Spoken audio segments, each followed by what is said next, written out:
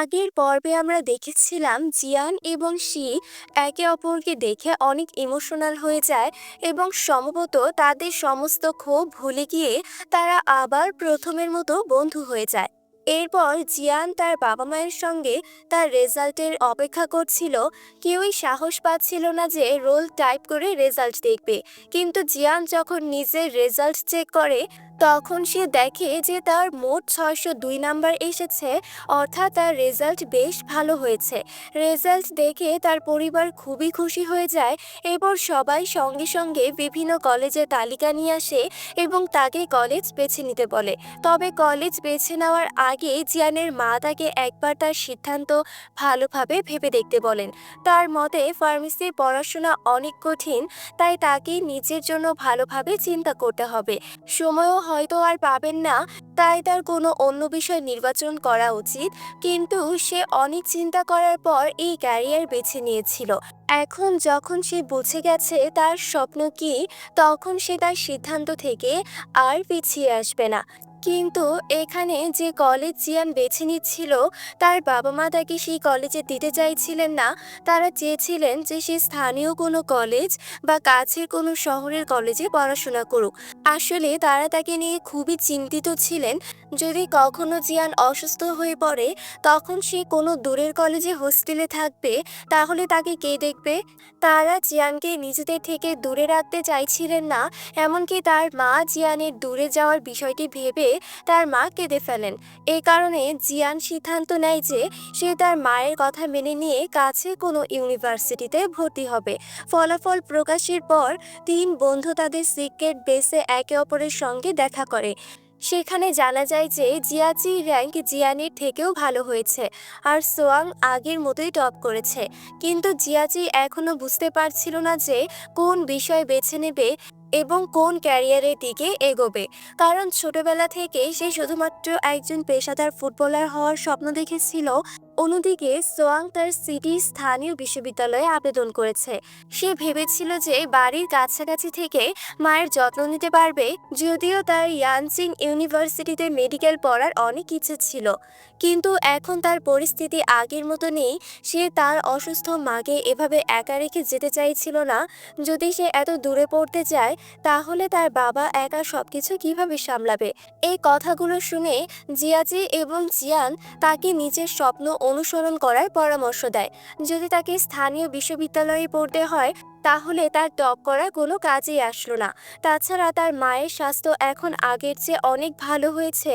অত্যন্ত এখন তিনি লাঠির সাহায্যে হাঁটতে পারেন। যদি সে শুধু তাদের জন্য নিজের স্বপ্ন পূরণ না করে, তাহলে সবচেয়ে বেশি কষ্ট তার মায়েরই হবে। তাই তাকে তার মায়ের সঙ্গে কথা বলা উচিত। সোয়াং এই কথাটি ঠিক মনে করে এবং মায়ের সঙ্গে কথা বলতে যায়। কিন্তু সে কিছু বলার আগেই তার মা তাকে ইয়ানচিং ইউনিভার্সিটির মেডিকেল কোর্সে ভর্তি হতে বলে। যদিও সোয়াং কখনো তার স্বপ্ন সম্পর্কে মাকে কিছু বলেনি, তবুও তার মা সবকিছু আগেই বুঝে গিয়েছিলেন। তিনি তাকে চুপচাপ সার্জারির বই পড়তে দেখেছিলেন। তিনি হয়তো আগের মতো শক্তিশালী নন এবং ঘরের কাজ সামলাতে কষ্ট হয়, কিন্তু এর অর্থ তা নয় যে নিজের সুবিধার জন্য সে তার স্বপ্ন ভাঙবে না। তার বাবা তার পাশে আছেন এবং সে নিজের যত্ন নিতে পারে। যদি সোয়াং তার কারণে তার স্বপ্ন ভেঙে দেয়, তাহলে সে নিজেকে কখনো ক্ষমা করতে পারবেন না। তাই সে চায় যে সোয়াং ইয়ানজিং ইউনিভার্সিটিতে গিয়ে সার্জন হোক।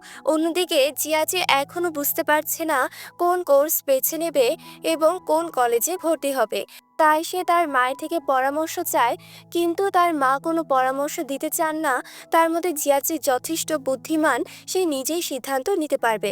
তাছাড়া তিনি তার ফলাফল দেখে অত্যন্ত গর্বিত এবং সে জীবনে যা ক্যারিয়ার বেছে নেবে তা নিয়ে তার বাবা মা গর্বিত অনুভব করবেন। অন্যদিকে লিডিয়ান ইংরেজি সাহিত্য পড়তে চেয়েছিল, কিন্তু তার বাবা চেয়েছিলেন যে সে গণিত শিক্ষক অথবা ডাক্তার হোক। তারা লিডিয়ানের ইচ্ছাকে মেনে নিতে কখনোই রাজি ছিলেন না। লিডিয়ান তখন তার ড্রয়ের ভেতর থেকে ইংলিশ স্পিকিং কম্পিটিশনের পুরস্কার বের করে দেখে এবং আবেগপ্রবণ হয়ে যায়। তারপর সে সেই পুরস্কার আবার ড্রয়ের ভেতর রেখে দেয়, যেন সে নিজের স্বপ্নকেও সেখানে তালাবদ্ধ করে ফেলেছে। এরপর তারা তাদের কলেজ ফর্মে নিজেদের পছন্দ অনুযায়ী, বাবা মায়ের ইচ্ছা অনুযায়ী কলেজের নাম এবং কোর্সের নাম লিখতে শুরু করে। কিন্তু আমরা দেখি যে জিয়াচি কম্পিউটার কোর্স বেছে নিয়েছিল এবং কলেজের জন্য প্রথম পছন্দ হিসাবে ইয়ানজিং ইউনিভার্সিটি রেখেছিল। আর জিয়ানের কথা ভেবে সে দ্বিতীয় পছন্দ ওহান ইউনিভার্সিটিতে রেখেছিল, যেন কলেজে জিয়ানের সঙ্গে পড়তে পারে। কলেজে ভর্তি হওয়ার আগে তারা সবাই এক ট্রিপ পরিকল্পনা করে, যেখানে ছেলেরা পাহাড়ের উপরে একটি বাড়ি বুক করেছিল, যাতে সেখানে সময় কাটাতে পারে, কারণ কয়েকদিনের মধ্যেই সবাই আলাদা আলাদা কলেজে চলে যাবে এবং একে অপরের থেকে দূরে হয়ে যাবে। ছেলেরা আগে থেকেই সেই বাড়িতে পৌঁছে গিয়েছিল, কিন্তু মেয়েরা নিজেদের ব্যাগ উঠিয়ে নিয়ে হেঁটে সেখানে যাওয়ার চেষ্টা করছিল। ফলে জিয়ান, শি এবং সিনজির অবস্থা খুবই খারাপ হয়ে গিয়েছিল। শি অনেকগুলো মুভি টেপ নিজের ব্যাগে ভরে নিয়ে এসেছিল এবং ব্যাগের ওজনের কারণে সে মাঝপথে ক্লান্ত হয়ে বসে পড়ে।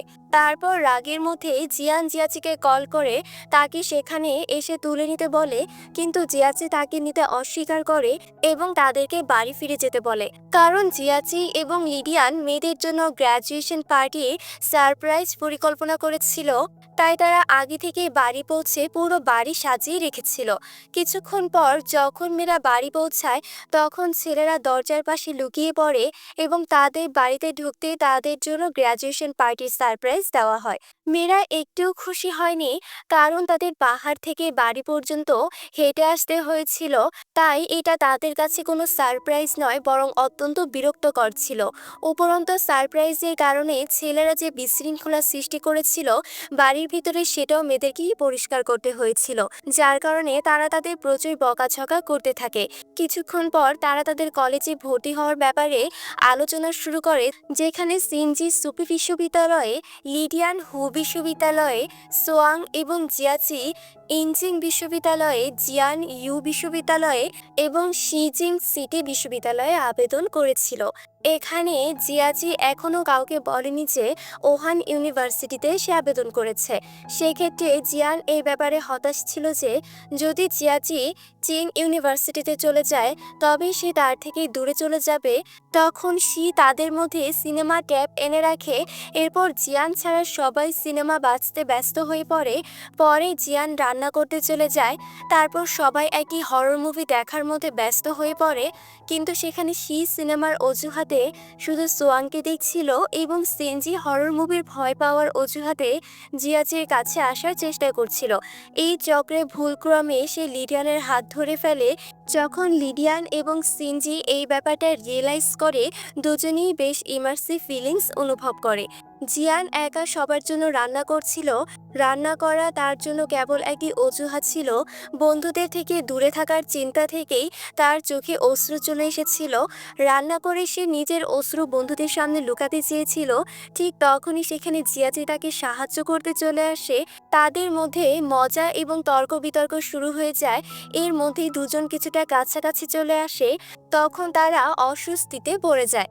তারা সবাই একে অপরকে ভালোবাসার অনুভূতি অনুভব করতে পারে, কিন্তু সেই অনুভূতি তারা ঠিকভাবে বুঝতে পারে না। ঠিক তখনই শি, সিনজি এবং সোয়াং এসে তাদের রান্নার মধ্যে যোগ দেয়। রাতের খাবার এবং ড্রিঙ্কসের জন্য তারা প্রস্তুত ছিল। তার আগে জিয়ান সবাইকে তার নিজের তৈরি করা কুকিজ উপহার দেয়। সে সবার প্রিয় জিনিসের কুকি তৈরি করেছিল। শিকে একটি খরগোশের কুকি, সিনজিকে একটি গোলাপ কুকি, সুয়াংকে ডোরেমন কুকি, লিডিয়ানকে হাতির কুকি এবং জিয়াচিকে মজা করে একটি কুকি উপহার দেয়, যা দেখতে ঠিক কুকুরের মতো ছিল।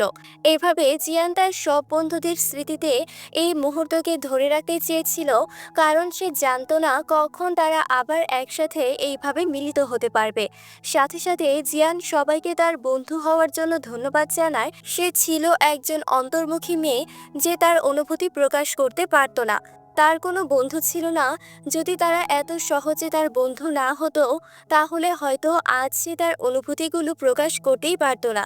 জিয়ানের কথা শুনে সবাই তার নতুন কলেজ জীবনকে স্বাগতম জানিয়ে ড্রিঙ্কস শেয়ার করে আনন্দ উপভোগ করতে শুরু করে। কিছু সময় পর তারা সবাই হালকা মদ্যপ অবস্থায় ছিল, যেখানে লিডিয়ানের এত মদ্যপ ছিল যে সে ইশারায় সবার ক্রাশের সম্পর্ক বলতে শুরু করে। কিন্তু সে কারো নাম নেয়নি। সে সবাইকে উপদেশ দেয় যে তারা তাদের নিজ নিজ ক্রাশকে আজই প্রপোজ করুক, কারণ এই সুযোগ আর কখনোই আসবে না। এখানে জিয়াচি ছাড়া সবাই বুঝে গিয়েছিল যে লিডিয়ান কিসের কথা বলছে। এখন সবাই তাদের নিজ নিজ গোপনীয়তা লুকানোর জন্য শি এবং জিয়ানকে বাইরের কথা বলতে চলে যায়, আর জিয়াচি এবং সোয়াং অন্য রুমে কথা বলতে চলে যায়। এদিকে যেখানে শি জিয়ানকে জানায় যে সোয়াংকে ভালোবাসে, তবে জিয়ান আগে থেকেই শির অনুভূতি সম্পর্কে জানতো, কারণ সে তার বেস্ট ফ্রেন্ড ছিল। তাই সে শিকে উপদেশ দেয় যে আজই সোয়াংকে প্রপোজ করতে, এবং শি এই পরামর্শ মেনে নেয়। অন্যদিকে সোয়াং জিয়াচি থেকে জানতে চায় সে কি জিয়ানকে ভালোবাসে, তবে জিয়াচি স্পষ্টভাবে তা অস্বীকার করে। তার মতে সে জিয়ানকেই সবসময় তার বেস্ট ফ্রেন্ড মনে করেছে। এরপর সোয়াং জিয়াচিকে বলে যদি তার জিয়ানের জন্য কোনো অনুভূতি না থাকে, তাহলে সে জিয়ানকে প্রপোজ করবে, কারণ প্রথম দেখাতেই সে জিয়ানকে অনেক বেশি ভালোবেসে ফেলেছিল। এরপর জিয়ানকে প্রপোজ করার জন্য সেখানে চলে যায়। তখনই সিনজি জিয়াচিকে প্রপোজ করার পর সেখানে আসছে। এদিকে সোয়াং যখন তাদের কাছে আসে, শি তার কথা বলতে চেয়েছিল, কিন্তু সোয়াং তাকে পুরোপুরি উপেক্ষা করে এবং জিয়ানের সঙ্গে কথা বলার চেষ্টা করে। এই ঘটনা শির একটু খারাপ লাগে, তবে সে তাদের কিছুক্ষণ একা ছেড়ে দেয় এবং সে তাদের কথা শুনতে থাকে। এখন শি চলে যাওয়ার পর সোয়াং জিয়ানকে প্রপোজ করে, কিন্তু এই প্রপোজাল জিয়ানের জন্য খুবই শক্ট ছিল, কারণ সে সোয়াংকে সবসময় তার সেরা বন্ধু হিসেবে ভাবত। তাছাড়া তার সেরা বন্ধু ছিল শি। শি সোয়াংকে ভালোবাসে, তাই সে সোয়াংয়ের প্রস্তাব প্রত্যাখ্যান করে সেখান থেকে চলে যায়। প্রত্যাখ্যান হয়ে এখন নিঃসঙ্গ সোয়াং কাঁদছিল। তখন শির জন্য চমকপ্রদ ছিল যে সোয়াং জিয়ানকে ভালোবাসে, তাই শিও কাঁদতে শুরু করে। কাঁদতে কাঁদতে সে সোয়াংয়ের কাছে আসে এবং জানতে চায় যদি সে তাকে ভালোই না বাসে, তবে কেন সে তার বইয়ে সেই বার্তা লিখেছিল। কিন্তু সে বার্তাটি সে জিয়াচির বলার পর লিখেছিল, তবুও সে জিয়াচির নাম উচ্চারণ করে না এবং শুধু বলে যে সে একজন বন্ধুর জন্য সেই বার্তা লিখেছিল। এটা জানার পর সে আরও বেশি দুঃখ পায়। এদিকে সিনজি তার জিয়াচিকে প্রপোজ করে, কিন্তু জিয়াচি তাকে একটি ভালো বন্ধু হিসেবে ভাবত। এ কারণে সে তাকে প্রত্যাখ্যান করে এবং এখন সিনজি কাঁদতে কাঁদতে বাড়ির বাইরে চলে যায়। এখন এক রাতেই তারা কিছু বন্ধু তাদের ভালোবাসাকে প্রপোজ করেছিল, কিন্তু তাদের ভালোবাসা সফল হয়নি। তাই তারা তাদের ভালোবাসা সফল না হওয়ার কারণে দুঃখিত হয়েছিল এবং প্রপোজ করার জন্য যে পরামর্শ লিডিয়ান দিয়েছিল, সে নিজে তো শেক্সপিয়ারের কবিতার সাথে মজা করছিল এবং বলছিল যে তাকে ডক্টর নেভেলের ইংলিশ লেকচারের অধ্যাপক হতে হবে, কারণ তার প্রথম ভালোবাসা তো সেটাই। ভ্যাকেশন শেষ হওয়ার পর আমরা জিয়ানকে তার বাড়িতে দেখি, যেখানে তার বাবা মা তাকে কলেজে পাঠানোর জন্য প্যাকিং করছিলেন, কারণ তার সিলেকশন ওয়ান ইউনিভার্সিটিতে হয়ে গিয়েছিল। এখন তাকে 28 তারিখে কলেজের জন্য বের হতে হতো। এটা দেখে তার একটু খারাপ লাগছিল, কারণ এখন তার কাছে মাত্র কিছু সময় বাকি ছিল তার বাবা মায়ের সঙ্গে সময় কাটানোর জন্য। কিন্তু তার বাবা মা তার কলেজের সিলেকশন নিয়ে খুবই খুশি ছিলেন, কারণ ওয়ান ইউনিভার্সিটি তাদের বাড়ি থেকে মাত্র 4 ঘন্টা দূরত্ব ছিল। তারা যখন ইচ্ছে জিয়ানকে দেখে আসতে পারবে।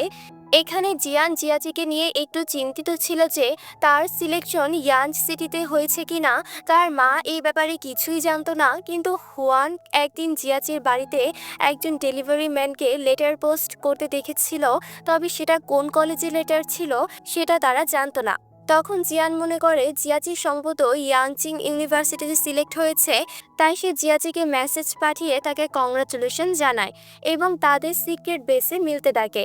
এই মুহূর্তে জিয়ান সোয়াংকে উইশ করার জন্য ভাবে, কিন্তু সে কিছুদিনের জন্য তাকে দূরে রাখতে চেয়েছিল, তাই তাকে উইশ করে না। এখানে জিয়াচির তরফ থেকে কোনো রিপ্লাই না পেয়ে জিয়ান সময় কাটানোর জন্য ডোমানের দোকানে যায়। জিয়ানকে টেনশনে দেখে সে বুঝতে পারছিল না যে তাদের ট্রিপে বন্ধুদের মধ্যে কিছু সমস্যা হয়েছে। তার মতে ট্রিপে না গিয়ে সে ভালোই করেছে, কারণ তাদের বন্ধুত্ব অনেক বেশি জটিল। যদি সে তাদের সঙ্গে যায় তাহলে আজকেই সে জিয়ানের মতো টেনশনে থাকতে পারতো। এখন রোমানকে তাদের দোকান বন্ধ করতে হবে, তাই জিয়ান তাকে কাল দেখা করতে বলার পর তাদের সিক্রেট বেসে চলে যায় কিছু সময় কাটানোর জন্য। ঠিক তখনই সোয়াং গেটের দিক দিয়ে সেখানে আসে এবং জিয়ান অন্য পথে সেখানে আসছিল, কিন্তু সে সোয়াংকে সেখানে দেখে এক জায়গায় লুকিয়ে পড়ে এবং তাদের কথাবার্তা শুনতে শুরু করে। জিয়ান যখনই সোয়াংকে দেখে তখনই সে ইয়াংচি ইউনিভার্সিটিতে তার সিলেকশনের ব্যাপারে কংগ্রাচুলেশন জানিয়ে চলে যেতে থাকে, কারণ তার প্রস্তাবের কারণে জিয়ান তার সামনে অস্বস্তি অনুভব করছিল। তাই সোয়াং তাকে থামিয়ে তাকে এড়িয়ে না চলার অনুরোধ করে। যদিও সে তার প্রস্তাবটা গ্রহণ করেনি, তবুও তারা পূর্বের মতো বন্ধু হিসেবে থাকতে পারে। কিন্তু জিয়ানের জন্য তার এবং সোয়াংয়ের মধ্যে আগের মতো কিছুই অবশিষ্ট নেই। তার সবকিছু মানিয়ে নিতে কিছু সময় প্রয়োজন, হয়তো তারা কখনো পূর্বের মতো আবার বন্ধু হতে পারবে। এই কথা বলার পর জিয়ান সেখান থেকে চলে যায় এবং তার কথাগুলো শুনে সোয়াংয়ের অনেক খারাপ লাগে, কারণ সে তার ভালোবাসা প্রকাশ করার পর জিয়ান তার বন্ধুত্ব হারিয়েছিল। অন্যদিকে জিয়াচি গোপনে তাদের সমস্ত কথাগুলো শুনে নিয়েছিল। তার সোয়াংয়ের জন্য অনেক খারাপ লাগছিল, এই জন্য সে জিয়ানকে মেসেজ করে তার সাথে দেখা করতে অস্বীকার করে এবং তার সামনে অজুহাত তৈরি করে যে সে তার ওয়েবসাইটের কাজের মধ্যে ব্যস্ত। তার মেসেজ দেখে জিয়ান একটু অদ্ভুত লাগলো, কারণ সে ট্রিপ থেকে ফিরে আসার পর থেকে জিয়াচি তাকে এড়িয়ে চলছে। পরের দিন জিয়ান সিনজির সাথে শপিংয়ে যায়। এক ক্যাফেতে সে সিনজির নতুন বয়ফ্রেন্ডের সাথে দেখা করে, যাকে সে তাদের জন্য আইসক্রিম আনার জন্য পাঠিয়ে দেয়। তখন সেখানে শিও তাদের সাথে দেখা করতে আসে। তখন জিয়ান তাকে সিনজির নতুন বয়ফ্রেন্ড সম্পর্কে জানায়। দুজনেই এই কথা শুনে চমকিত হয়। জিয়াচি থেকে রিজেক্ট হওয়ার পরের দিনই তিনি নতুন বয়ফ্রেন্ড কোথা থেকে পেয়ে গেল? এখন কি তার মনে জিয়াচির জন্য কোনো অনুভূতি নেই? এখানে সিনজির মতে তার এখনও জিয়াচি পছন্দ এবং তার অ্যাথলেটিক ছেলে খুব ভালো লাগে। তার নতুন বয়ফ্রেন্ড জিয়াচির মতো অ্যাথলেটিক, এই জন্য তাকে যখন ছেলেটি একবার প্রপোজ করতে হয়েছিল সিনজি তা অ্যাকসেপ্ট করেছিল। যদি কখনো জিয়াচি তার জীবনে আবার আসে তবে সে জিয়াচিকে নিজের করে নেবে। এরপর সিনজি শিকে অনেক টিপস দেয় এবং কিভাবে সে সোয়াংকে নিজের দিকে আকর্ষণ করবে, যেগুলো সে ফলো করার কথা ভাবতে থাকে। সে এত সহজেই সোয়াংয়ের জন্য তার অনুভূতি ছেড়ে দিতে পারবে না। সিনজি মনে করে সোয়াং যতই জিয়ানকে ভালোবাসুক, কিন্তু জিয়ান তো তাকে বন্ধু মনে করে, তাহলে সে তার ভালোবাসার জন্য কেন পিছু হটবে? জিয়ান ও তাদেরকে ক্লিয়ার করে দেয় যে সোয়াং শুধু তারই এক ভালো বন্ধু এবং সে সোয়াংকে এই কথা আগেই ক্লিয়ার করে দিয়েছে। তাছাড়া এক ছেলের জন্য তাদের দুজনের বন্ধুত্ব ভাঙা উচিত হবে না। এখানে সে তার কথায় একমত হয়। তখন সেখানে সিনজির বয়ফ্রেন্ড তাদের জন্য আইসক্রিম নিয়ে আসে, কিন্তু সিনজিকে তার হাতে আইসক্রিম খাওয়াতে শুরু করেন। তাদের দুজনের ভালোবাসা দেখে জিয়ান এবং সি খুব মজা পাচ্ছিলেন। তারপরে জিয়ান বাড়ি ফিরে এসে তার প্যারেন্টসের সাথে খাবার খেতে শুরু করে। লিন এখানে বুঝতে পারছে না যে তার বন্ধুদের বয়ফ্রেন্ড হয়ে গেছে, এজন্য জিয়ান একা হয়ে পড়েছে এবং বাড়ি এসে খাবার খাচ্ছে। লিন জিয়ানকে কলেজ থেকে বয়ফ্রেন্ড বানানোর পরামর্শ দেয় এবং তাদের এই বিষয়ে কিউরিসিটি ছিল যে জিয়ান সারাদিন জিয়াচি এবং সোয়াংয়ের সাথে সময় কাটায়, তাহলে কি তাদের মধ্যে থেকে একজনকে সে ভালোবাসে না? এখন এখানে সোয়াং তো জিয়ানকে প্রপোজ করেই ফেলেছিল, তবে সে এই বিষয়টি তার প্যারেন্টসের সামনে প্রকাশ করেনি। লিন এখানে তাকে তিরস্কার করতে শুরু করে এবং বলছিল যে যে মেয়ে টমবয় তাকে তো কোনো ছেলেই পছন্দ করবে না, ছোট করে মেয়েদের মতো আচরণ করতে হবে। তখন তার বাবা জিয়ানকে বয়ফ্রেন্ড বানানোর জন্য নিষেধ করছিল।